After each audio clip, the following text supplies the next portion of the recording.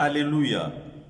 C'est moi qui vous ai choisi, je vous ai établi pour que vous alliez et que vous portiez beaucoup de fruits. Alléluia. Frères et sœurs, nous vous souhaitons la bienvenue en cette église Sacré-Cœur d'Ozangue en ce dimanche 4 octobre 2020, 27e dimanche du temps ordinaire de l'année liturgique A, où la parole de Dieu nous invite à méditer sur la vigne du Seigneur. Jésus est à la veille de sa passion, de sa mort et de sa résurrection. Son entrée triomphale à Jérusalem draine des foules et il prononce un discours qui suscite des controverses au sein de son peuple. Et aujourd'hui, le Christ lance plusieurs appels à la vigilance, ces appels qui précèdent les récits de sa passion.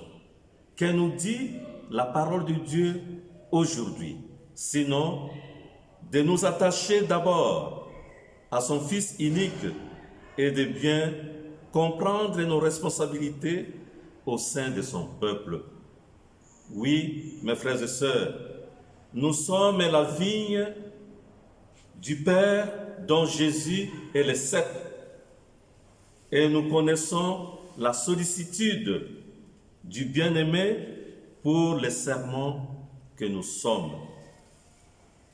Dieu attend de nous la justice, l'amour, la vérité et tout ce qui est vertueux. Malgré tous ces soins, les raisins que nous produisons ont le goût amer d'injustice,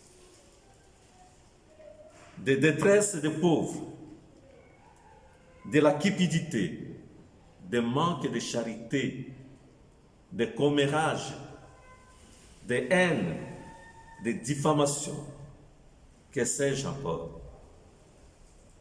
L'homme d'aujourd'hui, comme du temps de Jésus, veut se passer de Dieu et gérer la vigne à son seul profit.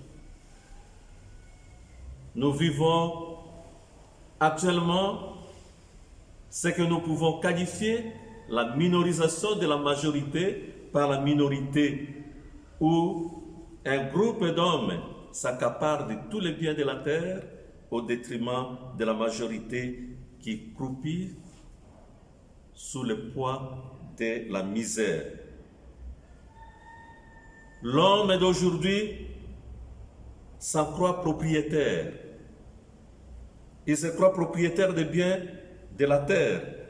Et l'actualité nous montre à suffisance la folie de l'homme dans l'appétit d'avoir et d'avoir toujours plus. Cependant, les refus obstinés des hommes ne peuvent empêcher Dieu de poursuivre son projet d'amour.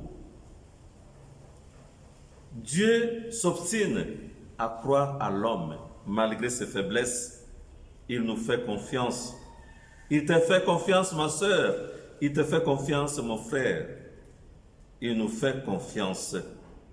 Dieu décide d'envoyer son Fils unique, Jésus-Christ, en se disant: ils respecteront mon Fils. Il entreprend une démarche incroyable, celle de l'incarnation.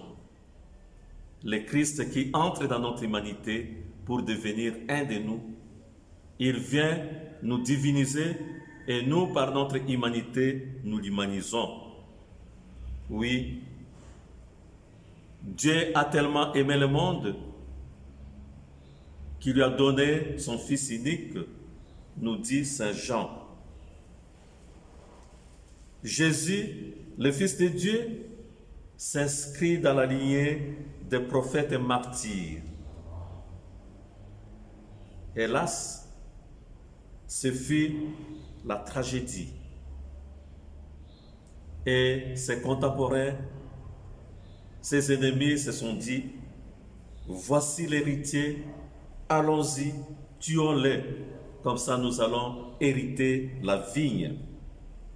Oui, mes frères et sœurs, il devient la pierre rejetée par les bâtisseurs qui devra porter toute la maison pour devenir la pierre d'angle. Certes, l'œuvre de Dieu ne peut que réussir. Quoi que l'on fasse, l'œuvre de Dieu ne peut que réussir. Nous devons aujourd'hui prendre conscience davantage que nous ne sommes que des modestes intendants de Dieu, des serviteurs quelconques. Nous sommes des gérants et non des propriétaires. C'est pourquoi, au cours de cette messe, nous allons demander au Seigneur de nous donner la grâce d'être de bons gérants de sa vigne. Que Dieu Tout-Puissant, Père de notre Seigneur Jésus-Christ, qui nous invite tous à travailler à sa vigne, vous bénisse de là où vous êtes, dans vos maisons, dans vos lieux de travail, en ces jours qui lui est consacré, au nom du Père et du Fils et du Saint-Esprit. Près de toi, mon Dieu, j'aimerais reposer, c'est toi qui m'as créé, et tu m'as fait